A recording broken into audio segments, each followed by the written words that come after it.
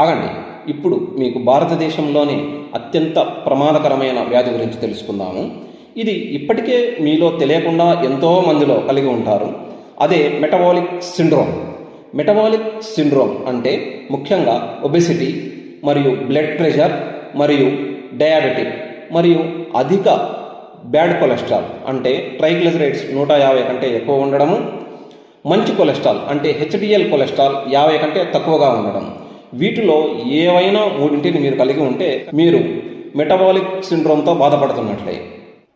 ఈ metabolic syndrome మన భారతదేశంలోనే అధికంగా ఉండడానికి ముఖ్యమైన కారణాలు ఏమిటంటే అధిక కార్బోహైడ్రేట్ డైట్ను తీసుకోవడము మరియు లో ప్రోటీన్ డైట్.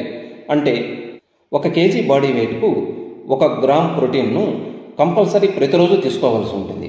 ప్రోటీన్ డైట్ను ఎప్పుడైతే తక్కువగా తీసుకుంటారో మెటబాలిక్ యాక్టివిటీ దెబ్బతిని మెటబాలిక్ సిండ్రోమ్ బారిన పడే అవకాశం ఉంటుంది. ఇంకొకటి ఎక్సర్సైజ్ లేకపోవడం. కనీసం ఆహారం తీసుకున్న తర్వాత 10 నిమిషాలు వాకింగ్ కంపల్సరీగా ఉండాలి. దీంతోపాటు రిఫైన్డ్ ఆయిల్స్ మరియు షుగర్ అంటే చక్కెర ఎక్కువగా ఉండే పదార్థాలను తీసుకోవడం వల్ల మెటబాలిక్ యాక్టివిటీ తొందరగా దెబ్బతింటుంది. ఇంకొకటి టెన్షన్, స్ట్రెస్, స్ట్రెయిన్ మరియు సరైన నిద్ర లేకపోవడం. ప్రతిరోజు 7 నుంచి 8 గంటల నిద్ర కంపల్సరీ అవసరం అవుతుంది. ఇవన్నీ కరెక్ట్గా పాటించకపోవడం వల్ల ఇవి మెటబాలిక్ సిండ్రోమ్కు దారితీసి దాని తర్వాత హార్ట్ ప్రాబ్లమ్స్ మరియు లివర్ ఫెయిల్యూర్, కిడ్నీ ఫెయిల్యూర్కు చివరగా దారితీస్తాయి.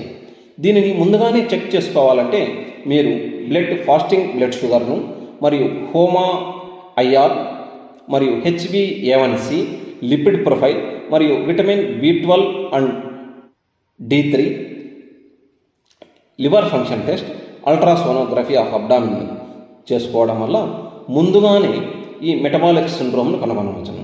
దీంతో పాటు వీటిలో ఒక్కొక్కదానికి ఒక్కొక్క మెడిసిన్ వాడడం వల్ల బాడీలోని అన్ని పార్ట్స్ను దెబ్బతీస్తుంది.